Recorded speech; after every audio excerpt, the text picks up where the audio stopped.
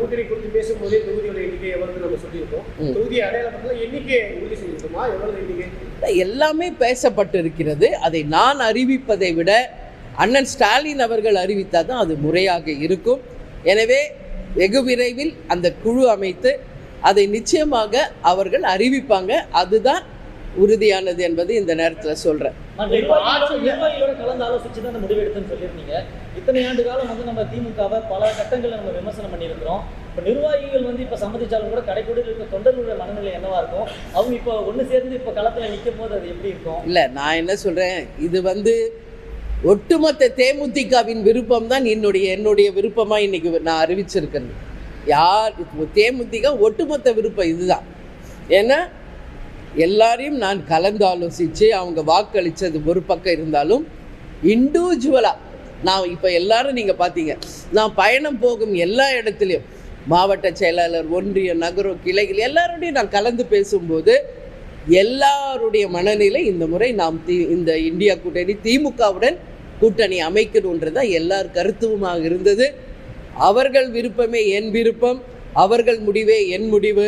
எனவே இந்த வெற்றியை நாம் தலைவர் காலடியில் நிச்சயமாக சமர்ப்பிப்போம்.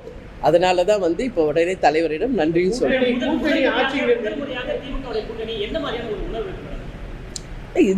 அதுதான் நான் சொன்னேன்ல, கூட்டணின்னு போகிறது இது ஃபர்ஸ்ட் டைம். ஆனால் குடும்பமாக நாங்கள் பழகினது அதிகமாக யார் கூடனா அவங்க கூட தான். கலைஞர் ஐயா குடும்பத்தோடு தான் எங்களுடைய நட்பு பல வருஷமாக இருந்தது. கேப்டனுக்கும் அவருக்குமான நட்பு உலகம் அறிஞ்சது. அவர் ஒரு நிமிஷம் ஃபோன் அடித்தா அடுத்த நிமிஷம் அவர் லைனில் வருவார். அவ்வளோ ஒரு நட்பு. விஜய் தான் கூப்பிடுவார். கலைஞர் இறந்த போது கேப்டன் அழுதது. அன்னைக்கு ஃபுல்லாக அவர் சாப்பிடாமல் இருந்தது. அமெரிக்காவிலேருந்து வந்தாலும் உடம்பு சரியில்லைனாலும் நேரடியாக கலைஞருடைய அந்த நினைவகத்திற்கு சென்று அவங்களுக்கு அஞ்சலி செலுத்தியது எல்லாமே அந்த உள்ளுணர்வு, அந்த அன்பு, பாசம் அவர் மேலே வச்சதன் வெளிப்பாடு தான் அது. ஆனால் ஒரு அரசியல் வந்த பிறகு கூட்டணி என்பது அது அமையாமையே போயிடுச்சு. அது என்னன்னு எனக்கு பதில் இப்போ சொல்ல தெரியல. ஒவ்வொரு முறையும் ட்ரை பண்ணாங்க, ஆனால் அமையல. ஆனால் இன்னைக்கு கேப்டனும் இல்லை, கலைஞர் ஐயாவும் இல்லை. இப்போ அவங்க 2 பேருமாக சேர்ந்து இந்த கூட்டணியை அவங்க ஆசீர்வாதத்தோடு இதை உறுதி செய்திருக்காங்க. நிச்சயம் இந்த கூட்டணி மகத்தான வெற்றி பெறும்.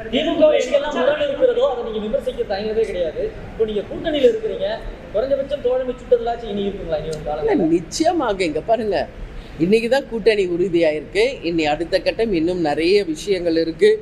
ஆட்சி அமைக்க வேண்டும். அதற்கு பிறகு நிச்சயமாக மக்களுக்கும் நாட்டுக்கும் நிச்சயம் நல்லது நடக்கணுன்றதுல மாற்று கருத்தில்லை. ஒரு கூட்டணி என்பது அது தேர்தலுக்கான கூட்டணி. அதே நேரம் தமிழக மக்களுக்கும் நாட்டுக்கும் நல்லது நடக்கணும் என்பதில் தேமுதிக என்னைக்கும் உறுதியாக இருக்கும். நிச்சயமாக இன்னைக்கு நாங்கள் கூட்டணியில் இருக்கோம். உறுதியாக அதை பேசி அண்ணன் ஸ்டாலினிடம் அதை நிச்சயம் நிறைவேற்றும் என்ற நம்பிக்கை எனக்கு இருக்கு. கூட்டணி ஆட்சி இருந்தா தமிழ்நாட்டுல நல்லா இருக்கும். கூட்டணி ஆட்சி வாய்ப்பு இல்லை, மாநில சுயாட்சி தான் சொல்லி முதலமைச்சர் சட்டசபையிலே பேசியிருக்காங்க. அதுக்கு வாய்ப்பு இல்லைன்னு காங்கிரஸ் பேசுறாங்க. அந்த நிலைப்பாட்டில் போயிட்டு இதுதான் நான் ஆரம்பத்திலேருந்தே சொன்னதுதான். அப்படி அமைந்தால் மக்களுக்கும் நாட்டுக்கும் நல்லது என்று என் கருத்தை தொடர்ந்து சொன்னேன். அது நான் இப்பயும் அதில் நான் ஸ்ட்ராங்காக இருக்கேன். பட் இது இன்றைக்கி நம்ம டிசைட் பண்ணி சொல்ல முடியாது. எலெக்ஷன் முடியணும், ரிசல்ட் வரணும்.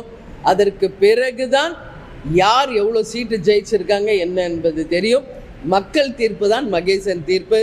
எனவே அதற்கு பிறகு முடிவெடுக்க வேண்டிய விஷயம். அதனால் இப்போ அதை பற்றி பேசுறது கண்டிப்பாக. போன வாட்டி நான் தேர்தலில் போட்டிட்டு இருக்கேன், உங்களுக்கு தெரியும். கேப்டன் போட்டிட்டு இருக்கார், விஜய் பிரபாகர் போட்டிட்டு இருக்கார், இங்கே இருக்கிற எல்லாரும் போட்டிட்டு இருக்காங்க. அதனால அதுல மாற்று கருத்து ஒன்றும் இல்லையே. அதுதான் இல்லப்பா, அதுதான் நான் சொல்றேன். ஒரு கட்சி ஒரு கட்சி என்றால் என்னெல்லாம் நான் எங்க கட்சியின் நலனுக்காக, எங்க கட்சியின் எதிர்காலத்திற்காக நாங்கள் என்னென்ன பேசணுமோ எல்லாம் பேசியிருக்கோம். அந்த அறிவிப்பு அவங்க மூலம் வரட்டும் தான் நான் சொல்றேன். இல்லை, நான் தான் முதல்ல இருந்தே சொல்றேன்ல, எல்லாருமே எங்களுடைய தோழமை கட்சிகள் தான். ஈஷாவுக்கு நான் சாமி கும்பிட போனால் நீங்கள் தான் அது பெருசு பண்ணுறீங்க. ஒருத்தர்கிட்ட ஏர்போர்ட்டில் சந்திச்சா பெருசு பண்ணுறீங்க. தப்பாக நீங்கள் நியூஸ் போட்டு யூடியூப்லேயும் தவறான செய்திகளை போட்டதுனால தான் அது மக்கள்கிட்ட ஒரு குழப்பத்தை ஏற்படுத்து. நாங்கள் தெளிவாக இருக்கோம் எங்கள் டிசிஷனில். நான் ஒவ்வொரு முறையும் உங்ககிட்ட சொல்கிறேன், உரிய நேரம் வரட்டும், அந்த அதிகாரப்பூர்வமாக உங்களுக்கு அறிவிக்கிறேன்னு நான் சொன்னேன். பட்டு நீங்கள் அது பொறுமை காக்காமல் உங்கள் மைண்டில் தோன்றதெல்லாம், உங்கள் கற்பனைக்கு தோன்றதெல்லாம் நீங்கள் நியூஸாக க்ரியேட் பண்ணி போட்டு அத்தனை பேருக்கும் குழப்பத்தை உருவாக்கியது நம்மளுடைய சேனல்ஸும் யூடியூப்ஸும் தான். தேமுதிக கிடையாது. இப்போ எல்லாமே கிளியர் ஆகிருக்கும். அதனால் ஏசியங்களுக்கும் கற்பனைகளும் யாரெல்லாம் பேசுனீங்களோ எல்லாருக்குமான பதில் இன்னைக்கு நான் சொல்லியிருக்கேன். எதுங்க களத்தில் உங்களுடைய விருப்பம் தொகுதிகள் கேட்பீங்க? இல்லை, அதெல்லாம் எங்க 234 தொகுதி தான் தேமுதிகவின் களம். சரிங்களா? வெயிட் பண்ணுங்க, எல்லாமே உங்களுக்கு நாங்கள் அறிவிப்போம். ஏற்றுக்காததுன்னு கிடையாது. இல்லை, 2014 இருந்து என்டிஏ கூட்டணியில தான் நாங்கள் இருந்தோம். உங்களுக்கு தெரியும், 2011 கேப்டன் அவர்கள் முதல் முறை கூட்டணி அமைச்சது அதிமுகவுடன் தான். தொடர்ந்து அங்கே தான் பயணிச்சோம் என்பது உங்களுக்கு தெரியும். அதனால இந்த முறை ஏன் அப்படி போல அப்படின்னா, இது ஒட்டுமொத்த கட்சியினுடைய விருப்பம். இந்த முறை நாம் திமுகவுடன் கூட்டணி அமைக்க வேண்டும் என்பது ஒட்டுமொத்த கட்சியின் விருப்பம். அந்த கட்சியின் விருப்பமே என் விருப்பம், அவங்கள் முடிவே என் முடிவு. அதனால தான் இந்த டிசிஷன். ஓகே, எல்லாமே பிரச்சாரத்துக்கு நீங்கள்லாம் வரதானே போறீங்க, பேச தானே போகிறோம். அன்னைக்கு பாருங்க, எல்லாமே தான் இருக்கும். ஏன் பிரச்சாரம் எப்படி இருக்குன்னு உங்களுக்கு தெரியும். ஆமாம் ஆமாம் ஆமாங்க.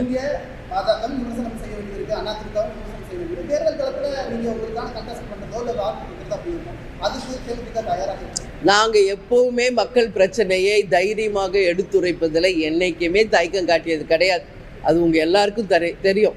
கேப்டனாக இருந்தாலும் நானாக இருந்தாலும் தமிழ்நாட்டுக்கு மக்களுக்கும் நல்லதென்றால் அதை முதலில் வரவேற்பது நாங்கள். தவறு நடந்தால் சுட்டி காட்டுவது நாங்கள் தான். ஆனால் நீங்கள் தான் அதை மேனிப்புலேட் பண்ணுறீங்க. ஒரு கட்சி நல்லது பண்ணால் நாங்கள் சொன்னால், ஓ இவங்க கூட கூட்டணி போடுறாங்க அப்படிங்கிறீங்க. ஒரு கட்சி இது தப்பு, இது செய்தது அப்படின்னு சொன்னால், ஓ அவங்களோட கூட்டணி போல்.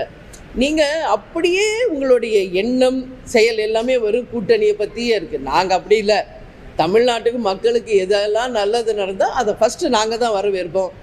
எதெல்லாம் இன்றைக்கி நடக்கலை, இதெல்லாம் இருந்தால் தமிழ்நாட்டுக்கு நல்லதுன்னா அதை நாங்கள் கட்டாயம் சுட்டி காட்டுவோம். அதில் எந்த மாற்று கருத்து என்றைக்கும் கிடையாது. இன்றைக்கி எங்கள் அத்தனை மாவட்ட செயலாளர்கள் ஒட்டுமொத்த கழகம் இன்னைக்கு விரும்பியது திமுக கூட்டணியே இந்த முறை. அதனால் கழகத்தின் முடிவு எதுவோ, கழகத்தின் விருப்பம் எதுவோ, அதுவே என்னுடைய முடிவு, அதுவே என்னுடைய விருப்பமாக ஏற்றுக்கொண்டு அதை நாங்கள் இன்றைக்கி அறிவிச்சிருக்கிறோம். இது ஒட்டுமொத்த கழகத்தை சேர்ந்த அனைவரும் இன்னைக்கு சந்தோஷமாக இருக்காங்க, வரவேற்கிறாங்க. இது தேசிய முற்போக்கு திராவிட கழகம் மட்டும் கிடையாது. திராவிட முன்னேற்ற கழகத்தை சேர்ந்த அனைத்து பேருமே, அதாவது அண்ணன் ஸ்டாலின்லேருந்து கிளை கழக தொண்டர்கள் வரைக்கும் எல்லாருமே இந்த கூட்டணியை மிக சந்தோஷத்தோடு வரவேற்றாங்க. அவங்க கூட்டணியில் இருக்கின்ற அத்தனை தோழமை கட்சிகளும் தேமுதிக வரவே மிக மிக சந்தோஷமாக வரவேற்று ஏற்றுக்கொண்டிருக்கிறார்கள். எனவே 2026 சட்டமன்ற தேர்தல் இந்த கூட்டணி மகத்தான வெற்றி பெற்று ஆட்சி அமைக்கும் என்பதை உறுதியாக இந்த நேரத்தில் சொல்கிறேன். நீங்கள் கூட அங்கே திமுக ஆஃபீஸில் என்கிட்ட கேட்டீங்க எத்தனை சீட்டு ஜெயிப்பீங்கன்னு. நான் சொன்னதே தான் மீண்டும் சொல்கிறேன். 200+ ஜெயிச்சு அமோக வெற்றி இந்த கூட்டணி பெறும் என்பதில் யாருக்குமே மாற்று கருத்தில்லை.